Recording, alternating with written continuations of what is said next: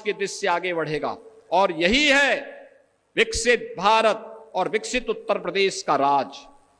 उत्तर प्रदेश आज एक नए भारत का नया उत्तर प्रदेश बन चुका है। अब उत्तर प्रदेश पर कोई संदेह नहीं करता है। हर व्यक्ति उत्तर प्रदेश को एक अच्छी निगाहों से देखता है। उसको लगता है उत्तर प्रदेश की जो संभावनाएं थी, उत्तर प्रदेश की जो सामर्थ्य थी, अब खुल करके सामने आई है। और उसी सामर्थ्य के लिए आपको जोड़ने के लिए आज मैं आपके बीच आया हूं।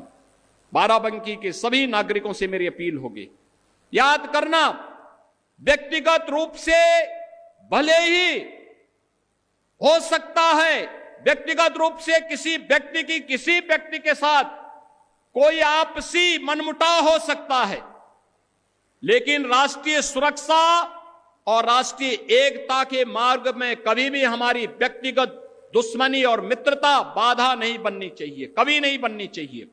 जब भी राष्ट्रीय एकता की बात हो, हम सबको अपने मतभेदों से ऊपर उठ करके राष्ट्र के प्रति समर्पण और राष्ट्र प्रथम भाव के साथ अपने आप को एकता के सूत्र में बांधने के लिए, जिससे भारत एक बन सके, श्रेष्ठ बन सके।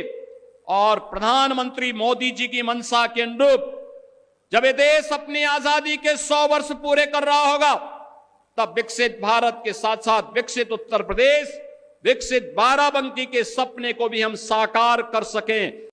राष्ट्रीय एकता ये केवल एक शब्द नहीं, हम सबकी आन बान और शान है, हमारा अस्तित्व है, हमारा और आने वाली पीढ़ी का भविष्य है। हम आने वाली पीढ़ी को कैसा भविष्य देना चाहते हैं, यह देखने के लिए इस प्रकार की केवल एक घोषणा नहीं है, यह महज संजोग नहीं कि जब हम लौह पुरुष सरदार वल्लभ भाई पटेल की जयंती के 150 वर्ष पूरा कर रहे हैं, तब भारत के राष्ट्रगीत, जिस राष्ट्रगीत का वाचन अभी हम लोगों ने इस मंच पर किया है, हजारों की भीड़ राष्ट्रगीत के साथ सावधान की मुद्रा में रह करके सम्मान दे करके गायन के साथ जुड़ रहा था।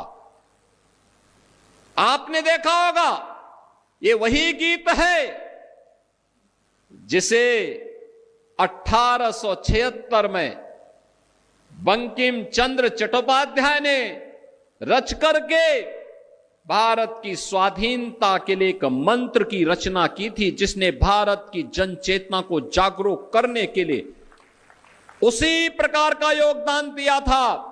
जैसे हम यज्ञ में जब मंत्रोच्चार करते हैं और यज्ञ कुंड में अपनी हवि अर्पित करते हैं, तो यह वही था, राष्ट्र यज्ञ में भारत के क्रांतिकारियों के द्वारा गाए जाने वाले उस मंत्र का प्रतीक था, जो राष्ट्र रूपी यज्ञ को आगे बढ़ाने के लिए, उसकी लौ को तेज करने में अपना योगदान दिया। भारत का क्रांतिकारी, भारत का युवा कभी विचलित नहीं हुआ। आजादी के आंदोलन में उसने वंदे मातरम को गाते गाते फांसी के फंदे को अपने गले में लगाने में संकोच नहीं किया। और जब भी उसको फांसी की सजा होती थी, वह खुशी खुशी हंसते हंसते फांसी के फंदे को गले में लगा करके वंदे मातरम बोल करके वह फांसी के फंदे पर झूलता था। आने वाली पीढ़ी के लिए एक नया संदेश छोड़ करके जाता था कि राष्ट्र से बढ़ करके कुछ नहीं। अगर हम जिएंगे तो देश के लिए, मरेंगे तो देश के लिए, और कुछ भी योगदान देंगे तो राष्ट्र हमारे लिए प्रथम होगा। आज भी है, कुछ लोग हैं कहेंगे खाएंगे रहेंगे हिंदुस्तान में, खाएंगे हिंदुस्तान में, लेकिन वंदे मातरम गाएंगे नहीं। हम उनकी मंशा को समझें, हम उनकी मंशा को समझें। ये बाध्यकारी नहीं है, लेकिन यह समझने की विषय वस्तु भी है। जो लोग वंदे मातरम का विरोध कर रहे हैं, वे भारत माता का विरोध कर रहे हैं। जाति, किसी क्षेत्र या किसी एक ईश्वर किसी एक उपासना विधि के प्रति आग्रही नहीं बनाता है, बल्कि ये तो भारत माता की वंदना है, भारत माता के प्रति हमारी कृतज्ञता है, भारत माता के लिए गाए जाने वाले हमारे उस स्वर का प्रतीक है जो हमारे अंतःकरण के भाव को व्यक्त करता है। और यह सच है, हमने देवी के 3 रूपों को महादुर्गा, महासरस्वती और महालक्ष्मी के रूप में ही पूजन करके भारत और भारतीयता को आगे बढ़ाने की शक्ति अर्जित की है। तो स्वाभाविक रूप से वंदे मातरम के माध्यम से भी इस सस्य श्यामला मातरम की इस भाव को ध्यान में रख करके हमने उसे महादुर्गा, महालक्ष्मी और महासरस्वती के रूप में उसकी वंदना करके भारत के प्रत्येक नागरिक से यह आग्रह किया है कि वह वंदे मातरम के साथ जुड़े, भारत की राष्ट्रीयता को मजबूती प्रदान करें।